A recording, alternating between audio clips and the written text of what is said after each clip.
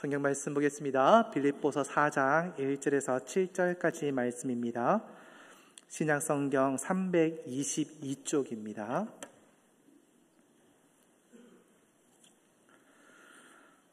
신약성경 322쪽 빌립보서 4장 1절에서 7절까지 한 절씩 교독하며 읽도록 하겠습니다.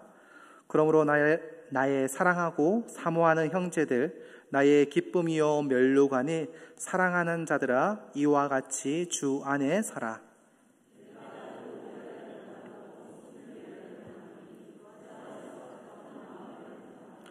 또 참으로 나와 멍에를 같이한 내게 구하노니 복음에 나와 함께 힘쓰던 저 여인들을 돕고 또한 글레멘드와 그 외에 나의 동력자들을 도우라. 그 이름들이 생명책에 있느니라. 주 안에서 항상 기뻐하라. 내가 다시 말하노니 기뻐하라. 너희 관용을 모든 사람에게 알게 하라. 주께서 가까우시니라. 아무것도 염려하지 말고 다만 모든 일에 기도와 간구로 너희 구할 것을 감사함으로 하나님께 아뢰라. 7절 함께 읽겠습니다. 그리하면 모든 지각에 뛰어난 하나님의 평강이 그리스도 예수 안에서 너희의 마음과 생각을 지키시리라. 아멘. 네, 오늘 말씀은 빌립보서 4장 1절에서 7절까지 말씀입니다. 네, 오늘 말씀을 생각하기 전에 우리가 지금 하나바이블이라는 성경주일학교 공과의 순서대로 설교를 하고 있는 중에 있습니다. 그러다 보니까 오늘 말씀을 바라보면은 이 오늘 본문의 말씀이 이 큰 카테고리가 하나가 있습니다. 그 주제가 무엇이냐면 하나님 나라의 백성의 모습이라는 것입니다. 그래서 지난주에 전신갑주를 취하라, 그리고 그 전주에 성령의 열매에 대해서 배웠습니다. 무엇을 말합니까? 하나님 나라의 백성의 모습이 바로 성령의 열매를 맺는 자들이고, 또한 전신갑주를, 이 영적인 전투를 위해서 전신갑주를 취하는 자들이라는 사실들을 우리가 기억하게 됩니다. 그리고 오늘 말씀은 고기입니다. 하나님의 백성은 고기다. 제목에도 보면은 물음표를 제가 찍어놨습니다. 고기? 웬 고기? 고기 그러니까 한 목사님이 생선입니까? 라고 물어보는데 그 생선은 아니고 고기입니다. 육고기입니다. 저에게는 아들 2명이 있습니다. 아주 이쁘고 잘생긴 아들. 저를 보고 생각하시면 안 되지만은 저를 보고 저희 아들들을 보고 어떤 분이 그러다고 성공했네. 저보다 잘생겼습니다. 감사하게도. 네. 아들 2명인데 8살하고 3살입니다. 근데 이 아들들이 고기를 좋아하는데요, 정말 감사하게도 소고기를 별로 안 좋아합니다. 돼지고기를 좋아합니다. 얼마나 감사한지. 돈이 얼마 들지 않아요. 그냥 삼겹살 구워지면은 스테이크라 하면서 되게 좋아했습니다. 그런데 얼마 전에, 한 몇 달 전에 집에 저희 아내가 코스트코에 가서 스테이크용 소고기를 사와서 한번 구워줬는데 우리 아들이 우와 맛있다. 네, 큰일 났습니다. 저희 집에 이제 소고기를 사줘야 되는 불상사가 벌어졌는데요. 자, 하나님의 백성은 고기다. 이 소고기를 말하고 있느냐? 아닙니다. 이 소고기, 스테이크 이걸 얘기하는 것이 아니라 풀어서 얘기하면은 하나님의 백성은 고난 중에도 항상 기도하며 기뻐하는 생활을 한다. 그래서 고기입니다. 하나님의 백성은 고난 중에도. 감사합니다. 따라해 주시죠. 하나님의 백성은 고난 중에도 항상 기뻐하며 기도하며 기뻐하는 생활을 한다.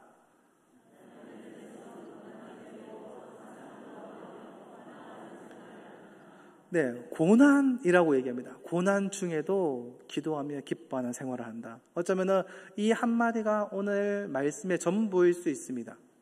근데 이 고난이라고 얘기하니까요, 염려, 걱정 이런 것들도 같이 생각되는데 이 빌립보 교회가 처해 있는 상황을 우리가 한번 살펴보면은 이 어떤 고난이었는지를 우리가 조금 짐작해 볼 수가 있습니다.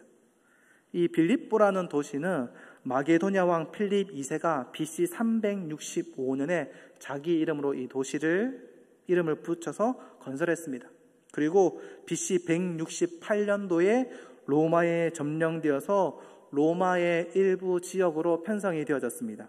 그러다가 BC 42년에 이 로마의 내전이 발발했고 그 전투에서 공로를 세웠던 안토니우스와 옥타비아누스가 이 빌립보에 거주하게 됩니다.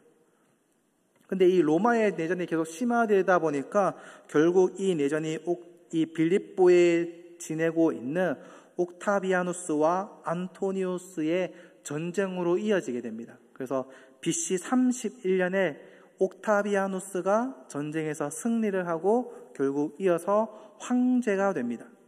이 황제의 자리에 오르고 난 이 승리한 옥타비아누스는 이 안토니우스의 해산된 군대들을 이제 자비를 베풀어 줍니다. 다 없애버릴 수도 있겠지만은 그들에게 자비를 베풀어서 이 빌립보에 거주할 수 있게 했고, 또한 자신의 제대 군인들, 이제 군 생활을 끝내는 군인들도 이 빌립보에 정착할 수 있도록 이제 배려를 해줍니다. 그리고 이 황제가 된 옥타비아누스가 빌립보 시민들에게 로마법 아우스 이탈리쿰을 적용하게 해줍니다. 그러니까 최고의 특권을 내려주는데 무엇이냐면은 빌립보 시민들이 로마인의 옷을 입을 수 있었습니다. 그리고 라틴어를 사용했습니다.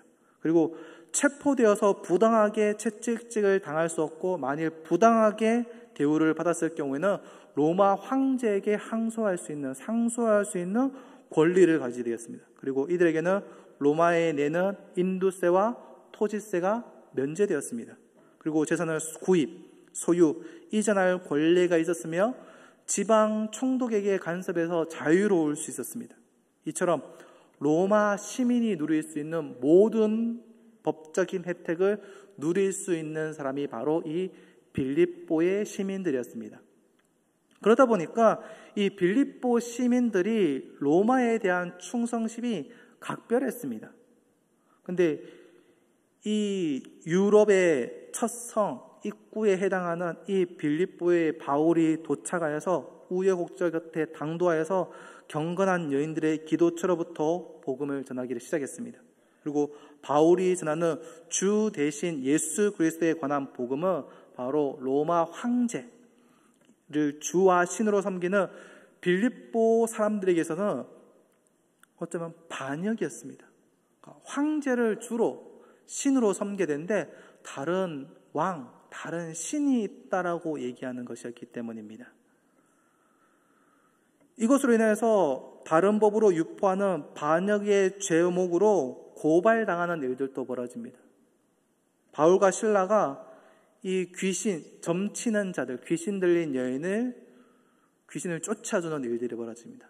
그 일들이 벌어졌을 때에 이 귀신이 쫓아준 것으로 인하여서 이 여인을 통하여서 돈을 벌었던 사람들이 바울과 실라를 고소하게 되는데, 그 고소의 명목이 우리의 귀신을 쫓아버렸다, 우리의 돈줄이 끊기겠다라는 것이 아니라 이들이 이상한 말을 하고 있다, 이상한 법을 전하고 있다. 무엇이요? 사회의 전반을 전복시키는 불온한 반역을 일으키고 있다는 것이었습니다. 다른 왕이 있다라고 얘기하니까요. 그로 인해서 이 맨몸으로 바울과 실라가 매를 맞는 그 형벌을 받게 된 것입니다. 로마 시민인 빌립보 사람들에게는 이 복된 소식이 복음이 아니라 반역, 사회를 불온하게 만드는 그 일들이었습니다. 이러다 보니까 빌립보 교회가 복음의 신앙을 위해서 싸워야 했고 대적의 위협을 받게 되었던 것입니다. 뿐만 아니라 그리스도의 십자가의 원수로 행하는 자들이 나타납니다. 율법주의자들이 들어와서 할례에 대해서 얘기하면서 이 교회에 심각한 혼란을 주게 됩니다. 거기다 더해서 공동체의 연합을 몹시 어렵게 되는 일들 또한 발생합니다. 4장 2절에 보면은 유오디아와 순두계라는 이 두 명의 여인이 나타납니다.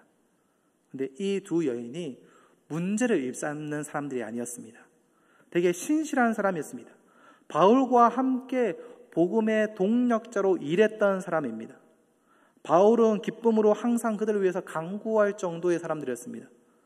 빌립보서 4장 3절에 이렇게 말씀합니다. 또 참으로 나와 멍에를 같이 한 내게 구하노니.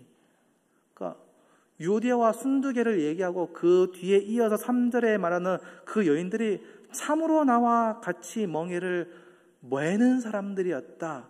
나의 어려움을 함께하는 사람들이었다. 나의 기쁨을 함께하는 사람이었다라고 말씀하고 있습니다. 얼마 있으면 나의 생명책에 같이 있는 사람. 그런데 그 두 사람에게 마음의 갈등이 일어나게 되는 것입니다. 그 둘 사이에 가르는 일들이 벌어졌습니다. 그 둘 사이에 분쟁이 일어나게 됩니다. 그런데 이 두 명의 분쟁이 두 명으로 그냥 끝나버리는 것이 아니라 교회의 전체의 어려움이 되었습니다. 왜냐하면 이 두 여인이 교회의 아주 중심되는 기둥들이었기 때문입니다.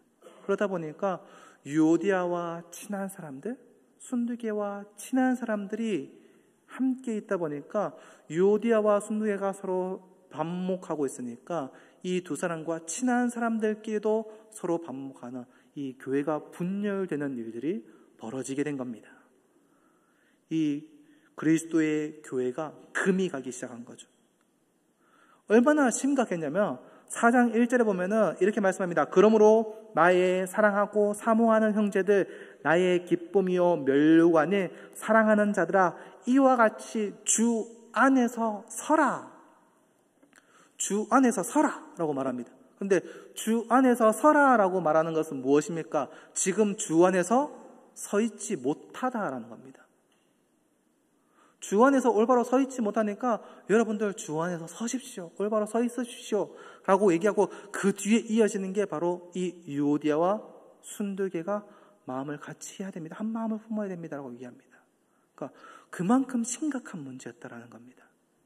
물론 이 로마의 빌립보에 있는 사람들의 여러 가지 핍박들 그리고 율법주의자들 물론 커다란 문제이긴 합니다. 그런데 제가 보았을 때에 이 빌립보에 있는 그리스도 안에 주 안에서 서는 것을 서지 못하게 하는 가장 큰 부분이 바로 이 유오디아와 순두계가 한 마음을 품지 못하고 서로 갈라져 있는 것이 아닌가 싶습니다. 왜냐하면 외부에서 어려움이 있을 때는 내부적으로 결속될 수밖에 없습니다. 잘못된 말들이 들어왔을 때는 진리를 찾아가게 되면 그것들은 이겨낼 수 있습니다.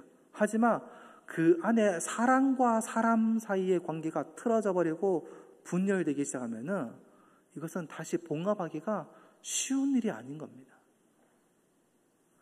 친밀한 사람들과의 이 문제들 그리고 한 마음이 되지 못함으로 인해서 교회가 주 안에서 온전히 세워지지 못하게 되는 것입니다. 근데 이 싸웠던 이 두 사람이 대충 어리버리한 사람이 있느냐 하면은 그렇지 않았습니다. 정말 충성된 일꾼이고 열심히 행하는 사람이었습니다. 내 멍에를 같이 매는 사람이라고 했지 않습니까? 그런데 이 사람들이 문제가 생기는 겁니다. 보통 교회의 초신자들은 싸울 일들이 잘 없습니다. 왜냐하면은 무엇이 맞고 무엇이 틀린지 모르거든요. 그런데 교회에서 되게 열심히 하고 열심히 행하는 사람들이 열심히 일하고 앞에 서 있는 사람들은 압니다. 뭐가 잘못됐고 뭐가 틀렸고 우리가 교회가 이렇게 했는데 잘못된 방향으로 가고 있는지는 그 일을 열심히 해봤는 사람만 알고 있습니다. 새로 들어왔는 사람들은 그냥 이 교회는 이런갑다 하고 지나갑니다. 모릅니다. 근데 열심히 하는 사람이기 때문에 이 일들이 알고 그들이 분열되어졌을 때에 거기에 대한 파급력이 어마어마하게 커지게 됩니다. 그러면 이들이 한 마음을 하기 위해서는 어떻게 해야 될까요? 하나님께서 우리가 한 마음을 품기를 원하셨습니다라고 구호를 외치면 될까요? 아니면은 정적인 한 사람이 없어지면은 그들이 한 마음을 가질 수 있을까요? 아닙니다. 오늘 본문의 말씀은 이 한 마음을 가지기 위해서 해야 될 일들이 4장 4절에 이렇게 말합니다. 고난이 닥쳤을 때에 여러분 주 안에서 항상 기뻐하십시오. 내가 다시 말합니다. 기뻐하십시오. 고난을 당했을 때에 다른 것을 할 것이 아니라 기뻐하라 라고 말합니다. 제가 중등부, 고등부 설교할 때에 자주 하는 얘기가 있습니다. 뭔가 얘기하면서 그러면 거기에 대한 답은 무엇입니까? 기도하는 겁니다.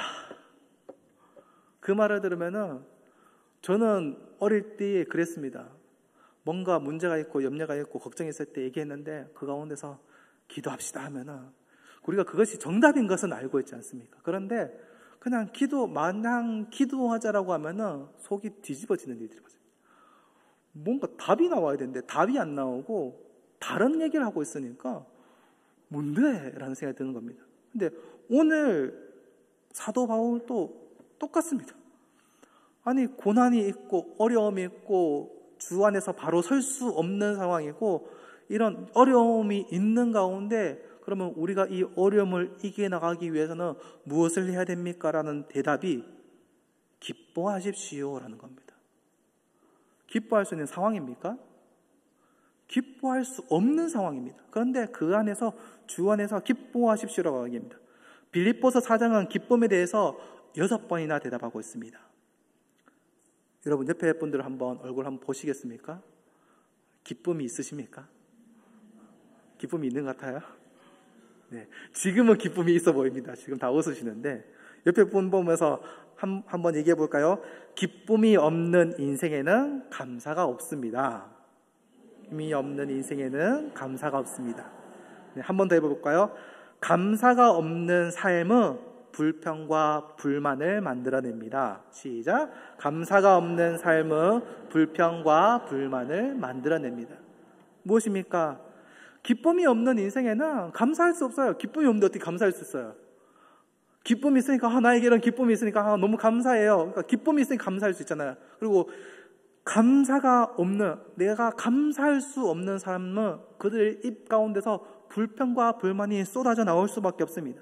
바울은 자신을 염려하는, 이 감옥에 있는 바울을 염려하는 빌립보 교인들에게 자신의 고난이 도리어 기쁨이다라고 얘기합니다. 도리어 나의 대적들이 도리어 나의 이름을 깎아내리기 위해서 예수 그리스도의 복음을 전하고 있는 것이 도리어 나에게 기쁨이다라고 얘기합니다. 바울의 기쁨은 그냥 우리가 흔히 웃는 그런 웃음 그 정도가 아니었습니다. 감정적인 기쁨이 아니고 조건에 따라가는 기쁨이 아니었습니다. 바울의 기쁨은 세상이 줄 수 없는 것, 진리를 아는 것에서 비롯되는 기쁨이었습니다. 바로 예수 그리스도 안에서 누리는 기쁨입니다.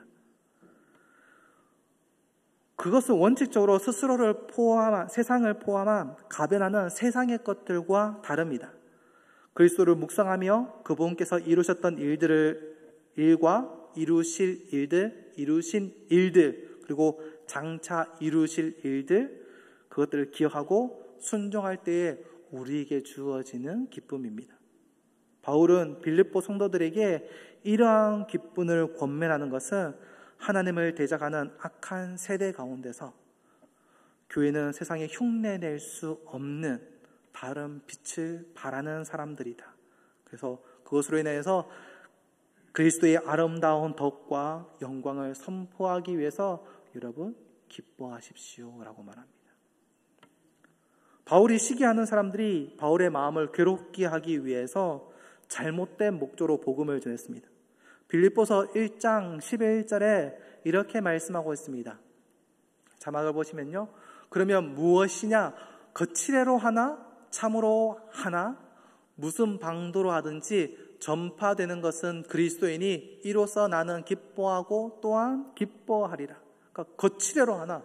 진심으로 하나? 상관없다. 왜? 예수 그리스도의 복음이 전해지니까. 그러면 나는 괜찮다라는 겁니다. 그들이 복음을 전했던 이 1장 18절에 거칠애로 전했던 사람들은 사도 바울의 그 사도권을 깎아내리고 그는 잘못되었다라고 얘기하면서 그들을 깎아내리기 위해서 그냥 자신들의 열심을 드러내기 위해서, 그러니까 성도들에게 인정받기 위해서 겉으로 그냥 전도하는 척을 하고 있는 것입니다. 그런데 사도 바울은 괜찮다고 합니다. 그래도 괜찮다. 왜? 결국 전해지는 것은 예수 그리스도의 복음이니까. 이것을요, 지금 우리의 모습으로 약간 변형시켜서 얘기하면 이런 겁니다. 내가 전도하기 위해서 정말 열심히 공들고 애쓰는 사람이 있습니다. 밥도 사주기도 했고, 혹시 아프다 그러면 차를 태워서 병원에 데려다 주기도 하고, 기도해 주기도 하고, 또한 어려움이 있다면 푸념도 뭐 1시간씩 2시간씩 하는 그 푸념도 들어주기도 하고 관계를 정말 열심히 했습니다. 그리고 이제 전도 축제가 있다고 하니까 이제 기도하고 준비하고 이제 전도 축제를 초청하기 위해서 준비하고 이제 말하려고 이제 준비하고 이제 이번 주에는 얘기하고 다음 주에는 전도 축제 데려와야지라고 준비하고 있는데 그분이 우리 교회에 왔네? 우리 집 옆에 있는 다른 집사님이 전도하고 데리고 왔어요. 내가 이제 몇 달을 지금 공들여서 애쓰고 밥도 사주고 얘기하고 푸념 듣고 다 했는데 내가 다 공들여놨는데 전도는 다른 사람이 갖고 왔는 거예요. 그럼 어떻겠습니까? 우라통이 침입니까? 안 침입니까? 아니 내가 다 했는데 왜 속 뒤집어 집사님 그러면 안 되지. 상도덕이 있지. 안 그러겠습니까? 상도덕은 아닌가요? 네, 안 그렇겠습니까? 아니 어떻게 그럴 수 있냐고. 내가 공들인 거 뻔히 알고 있으면서 어떻게 그럴 수 있냐고. 그런데요, 사도 바울은요 괜찮다라고 얘기합니다. 괜찮아요. 왜? 그분이, 내가 공들였던 그분이 교회에 왔으니까. 교회에 나와서 교회에 출입하고 말씀을 듣고 있으니까 괜찮습니다라는 겁니다. 내가 전도했다라는 그 타이틀 필요 없습니다. 그분이 교회에 나왔는 것, 그것만으로 나는 만족합니다. 이 사도 바울의 고백인 겁니다. 이 사도 바울이 이렇게 고백할 수 있는 이유는 뭡니까? 그가 자기 자신이 어떤 위치에 있는지 정확히 알고 있기 때문에 그런 것에 연연하지 않을 수 있는 겁니다. 베드로가 말했던 나그네 된 자. 나그네 된 자. 나는 이 세상을 그냥 지나가는 자입니다. 나는 저 천성을 향하여 가는 사람입니다. 그러니까 이 세상의 것들에 대해서 그렇게 집착하지 않습니다. 중요하지 않습니다. 지나가는 자이니까요. 사도 바울이 얘기했던 하늘의 시민권을 가진 자. 내가 하늘의 시민권을 가지고 있습니다. 이 세상의 것들 하늘의 시민권이 있는데 그게 뭐 중요하겠습니까? 별로 상관이 없습니다. 라고 얘기하는 겁니다. 저희 둘째 아들이 선풍기 한 개에 꽂혔습니다. 손으로 잡고 누르면은 바람이 나오는. 자, 열심히 바람을 누르면은 선풍기 바람이 나옵니다. 열심히 바람이 나옵니다. 근데 우리 아들이 나와 저한테 와서 좋지 어때 아빠 좋지요 막 이러고 있어요. 근데 저한테는 뭐가 있을까요? 그냥 버튼만 누르면 바람이 나오는 선풍기가 있습니다. 자, 여러분 이거 부럽습니까?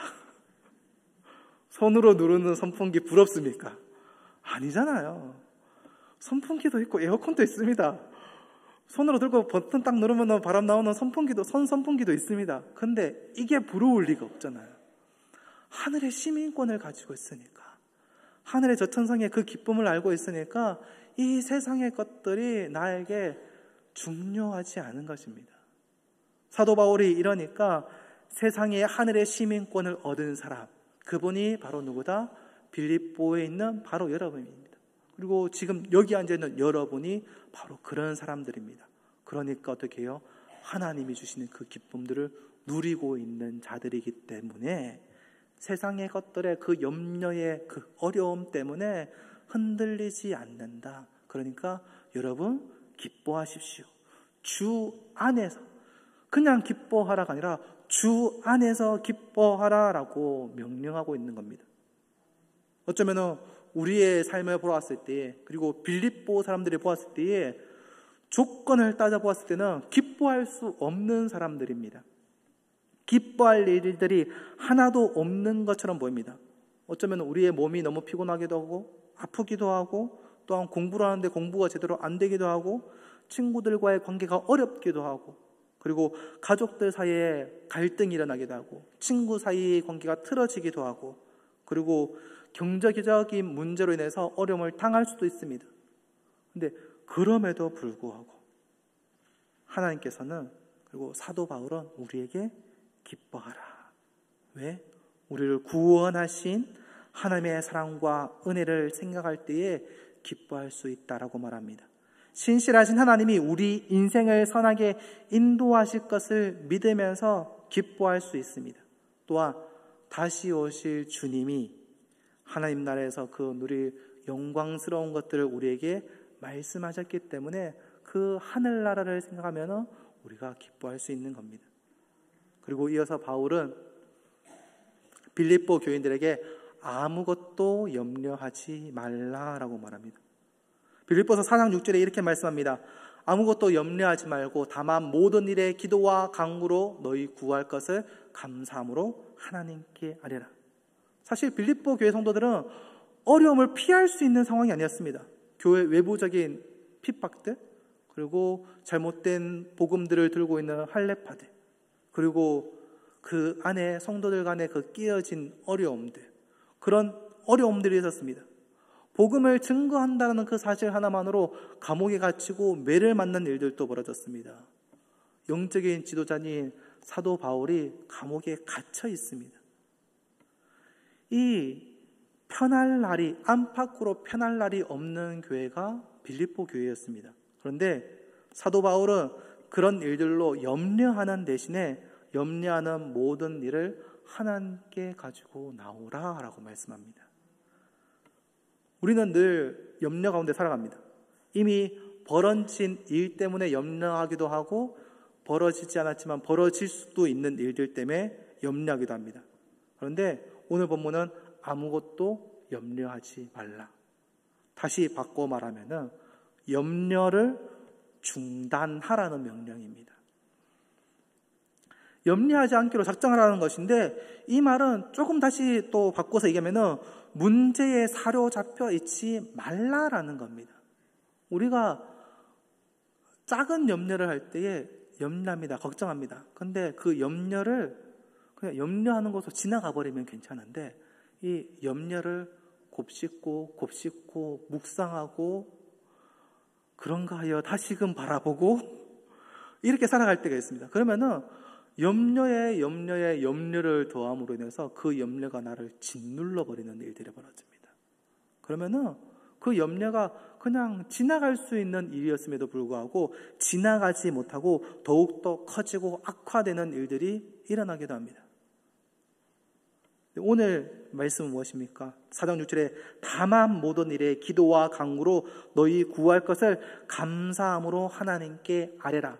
염려하지 말고 기도하라라는 겁니다. 더욱더 정확하게 표현하자면 문제와 염려의 그 자료들을 가지고 기도 제목으로 바꾸라. 기도 제목으로 바꿔서 하나님께 나와서 기도하라라는 겁니다. 문제가 일어나면은 두 가지 반응이 나옵니다. 염려하는 사람, 그리고 또 한 사람은 염려를 기도로 바꿔서 하나님께 나와서 기도하는 사람입니다. 무엇입니까?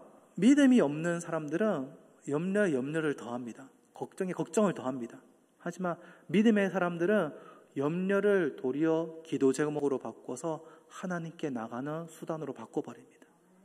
혹시 여기 계신 분들 중에서 혹시 내가 이번 한 초의 근래에 염려에 염려를 더하고 있었던 사람이라면 빨리 염려에 염려를 더하는 자들이 아니라 염려를 기도 제목으로 바꾸시고 하나님께 기도하는 자들이 되기를 원합니다. 아니면 그 염려가 더 커지니까요.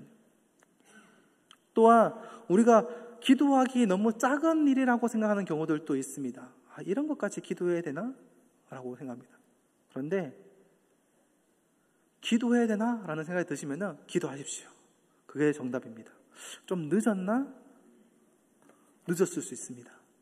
그냥 이런 것까지 기도할 필요는 없겠지라고 생각하는 것들, 아니요. 그런 것들까지도 기도해 보십시오. 기도해서 나쁠 건 없지 않습니까? 우리가 너무나 잘 알고 있는 여호수아가 가나안을 정복할 때, 정복 전쟁을 할 때에 이 멀리서 사람들이 왔는 것처럼 옷을 다 해짓고 해진 사람들이 왔습니다. 그리고 우리가 아주 멀리서 왔습니다. 우유가 굳어서 치즈가 될 정도의 멀리서 왔습니다. 그러면서 멀리서 하나님이 하셨던, 여러분들과 함께 하셨던 일들을 바라보고 화친을 맺으러 왔습니다 라고 왔습니다. 그랬을 때 여호수아는 멀리서 왔으니까 별것 아니라고 생각했습니다. 그러니까 그렇게 참 열심히 하나님과 소통하고 기도했던 여호수아이지만은 그때는 그건 별것 아니네 라고 생각하고 그냥 지나가고 화친을 맺었습니다. 근데 그 결과가 어땠습니까? 조금만 더 걸어가다 보니까 그곳에 성읍이 있고 그 성읍 사람들이 바로 화친을 맺었던 사람이었습니다. 결국 그렇게 화친을 맺고 예루살렘 안에 있었던 가나안 사람들 때문에 이스라엘 사람들이 가나안 사람들이 하는 우상 숭배에 빠져드는 일들 또한 연결되어졌던 것을 우리가 기억합니다. 별것 아닌 것처럼 느껴질 수 있지만 그 별것 아닌 것도 기도해야 되나라는 생각이 들면 그냥 기도하십시오. 기도해서 나쁠 건 없지 않습니까? 저희 첫째 아들이 말을 좀 늦게 했습니다. 그런데요, 말을 시작하고 나서는 진짜 말이 많습니다. 시끄러울 정도로 말이 많습니다. 그만 좀 말했으면 좋겠는데 아빠, 엄마 하면서 계속 옵니다. 어떤 때 화낼 때도 있습니다. 그런데요, 좀 여기 계신 분 중에서 이제 좀 중고등학생 이상의 부모님들은 느끼실 겁니다. 그때가 참 좋았는데. 웃으시는 분들 이해하시죠? 어릴 때 엄마, 아빠 하고 왔고 계속 치대고 얘기했던 그 애들이 중학생, 고등학생이 되면은 어느 순간에 문을 걸어 닫고 말도 안 하고 하루 종일 한 달이 지났는데 한마디를 못하는 경우들이 벌어지는 그 일들. 하나님은 어떨까요? 하나님께 우리가 자그마한 것 가지고 하나님 아버지 나오는 것들이 싫을까요? 아니요. 나와서 하나님께 기도하고 있으면요, 하나님은 좋아 죽습니다. 너무 좋습니다. 작은 거 큰 거 상관없습니다. 나와서 얘기해주면요 너무나 좋습니다. 그런데 얘기 안 하고 입 꼭 다물고 있고 하나님은 하나님이고 나는 나대로 살아가고 있으면은 그것만큼 하나님 답답한 게 어디 있겠습니까? 하나님께서는 우리가 기도하는 걸 너무 좋아하십니다. 그러니까 큰 거 작은 거 가리지 말고 조금의 걱정 염려 있으면 하나님께 기도하십시오. 그렇다고 기도한다고 이런 걸 얘기하는 게 아니라 그냥 하나님하고 그냥 대화하듯이 얘기 한번 해보십시오. 저희 어머니가 자주 하는 일입니다. 주님 이러면서 간구하는 게 아니라 하고 하나님 이거 필요한데 어떡합니까? 하고 지나가요. 기도했는 것도 까먹을 때도 있어요. 근데 어느 순간 보면 이게 이 방향 저 방향으로 그런 일들이 채워져 있는 것들을 보게 되는 겁니다. 그러니까 별것 아니잖아요. 근데 계란 다 떨어졌네요. 계란 다 떨어졌는데 근데 집사님 계란 들고 와요. 뭐지? 별것 아니에요. 그런데 그 별것 아닌 것들, 내가 하나님께 기도했던 것들, 응답되어졌던 것들이 차곡차곡 쌓이잖아요. 그럼 차곡차곡 쌓이면은 내가 하나님께 정말 찐득하게 기도해야 될 때 어떤 느낌이 드세요? 내가 아무리 열심히 해도 하나님은 내 기도 안 들으셔. 아니면은 내가 기도하면 하나님께서 들어주셔. 그게 일찍일 수도 있고 늦을 수도 있겠지만 하나님께서 들어주신다는 것을 내가 쌓았잖아요. 작은 것들 하나하나 들어주시는 하나님의 그 기도의 응답을 들었던 것들이 쌓여 있으니까 무엇이 됩니까? 큰 것들을 기도할 때도 하나님께서 나의 기도를 들어주신다는 것을 확신을 가지고 나갈 수 있는 것. 그 기도가 비록 더디고 늦게 들어주실지라도. 그러니까 하나님께서 기도하라고 얘기하는 겁니다. 큰 것들, 작은 것들 상관없습니다. 오히려 작은 것들 더 많이 하십시오.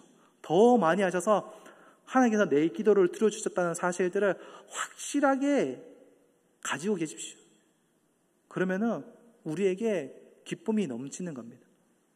이어지는 말씀에 보면은 4절에 다만이라고 얘기합니다. 다만, 무엇입니까? 이 다만이라는 말은 오직이라는 말로 바꿀 수 있는데요. 염려를 기쁨으로 바꾸는 유일한 방법, 오직 한 가지 방법은 바로 기도밖에 없습니다. 다른 곳으로 이런 일들이 일어나는 것이 아닙니다. 염려를 해결하는 길은 오직 기도밖에 없습니다. 또한 사도 바울은 구할 것을 감사함으로 하나님께 아뢰라라고 하면서 혼자 염려하지 말고 고민할 때, 부정적인 마음 들 때, 두려운 마음이 들 때에 그것을 하지 말고 염려를 가지고 하나님께 나아가라. 그리고 그로 인해서 우리에게 베풀어 주신 놀라운 은혜와 사랑을 기억하면서 감사하라라고 말씀하고 있는 겁니다. 우리 같은 죄인들을 구원하시기 위해서 예수 그리스도를 보내주신 일들, 그리고 십자가에 달려 돌아가시고, 그리고 우리에게 믿음을 주셔서 하나님의 자녀가 되게 하셨고, 그리고 하나님께 나와서 기도할 수 있도록 인도하여 주신 것들, 그것들이 우리가 감사해야 될 일입니다. 염려를 가지고 하나님께 나왔지만은 오늘에 이르기까지 우리의 삶을 지켜주시고 보호하셨던 것, 그리고 인도하셨던 하나님의 은혜를 생각한다라면은 우리가 기도 제목을 하나님께 가지고 왔을 때에 우리가 하나님께서 들어주실 것을 우리가 확신할 수 있고, 또한 기쁨으로 감사함으로 돌아갈 수 있는 것입니다. 한나가 그 어려움, 그 마음의 아픔들, 그 마음의 분노들 가지고 하나님께 나와서 기도했을 때에 제사장이 네 기도가 응답되었다, 그 한마디로 하나님께서 들어주셨다는 것을 확신하고 다시는 근심이 없이 돌아갔다라고 말합니다. 우리 또한 그렇습니다. 하나님께 나와서 기도했을 때에, 하나님께 들어주셨다는 우리의 확신이 있을 때에 우리가 다시 걱정하고 염려하지 않고 다시 기뻐할 수 있는 것입니다. 그리고 4장 7절에 이렇게 말씀합니다. 모든 지각에 뛰어난 하나님의 평강이 그리스도 예수 안에서 너희의 마음과 생각을 지키시리라. 세상의 염려와 걱정을 하나님께 맡겨드리고 기도하면요, 하나님께서 주시는 이 평강, 사람이 누릴 수 없는 평강, 이해할 수 없는 그 평강을 우리에게 주시겠다고 말씀하십니다. 오직 주님 안에서 하나님께 감사하고 하나님께 신뢰하며 기도하는 사람만이 누릴 수 있는 것이 바로 하나님의 평강입니다. 하나님은 염려하고 불안해하는 마음을, 우리 마음들을 지키시고 보호하시고 거짓되고 부정된 생각으로부터 우리를 지켜주십니다. 빌립보 교회가 기도했을 때에 이 염려와 걱정들, 근심들 되는 그 모든 것들이 사라지진 않았습니다. 여전히 그대로 있었습니다. 하지만 무엇입니까? 오늘 말씀하는 것은 하나님의 평강이 너희 마음과 생각을 지키신다라고 말씀합니다. 기도했을 때에 염려가, 문제들이 해결되진 않았습니다. 그것들이 없어져 버리지 않았습니다. 여전히 그대로 있습니다. 아니, 어떤 때는 더 심각해지기도 합니다. 하지만 우리가 기도할 때에 하나님께서 얘기하시는 것은 문제가 해결될 거야 라고 말씀하시는 것이 아니라 하나님의 평강이 너희 마음과 생각을 지키시겠다라고 말씀합니다. 사람들은 문제가 해결되어지면은 이제 평강이, 기쁨이, 감사가 나에게 찾아온다라고 착각을 합니다.